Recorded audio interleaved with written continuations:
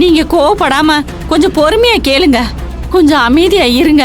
உங்களை கையெடுத்து கும்பிட்டு கேட்டுக்கிறேன். ஓ, உன் புருஷனை அசிங்கப்படுத்திடுவேன்னு பயமா இருக்கா? கையெடுத்து கும்பிடுறது இல்ல, என் காலிலேயே விழுந்தாலும் இன்னைக்கு நான் அவளை அசிங்கப்படுத்துறது உறுதி.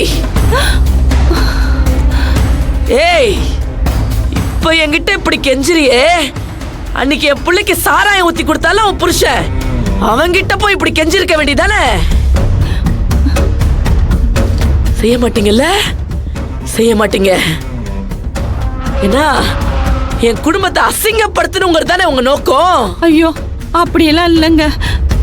சத்தியமாங்க, அங்க நடந்த விஷயம் என்னன்னு எனக்கு தெரியாது. ஏய், அன்னைக்கு எப்படி நீங்க எல்லாம் கண்ணை கட்டிக்கிட்டு இருந்தீங்களோ அதே மாதிரி இன்னைக்கும் பொத்திக்கிட்டு நில்லுங்க.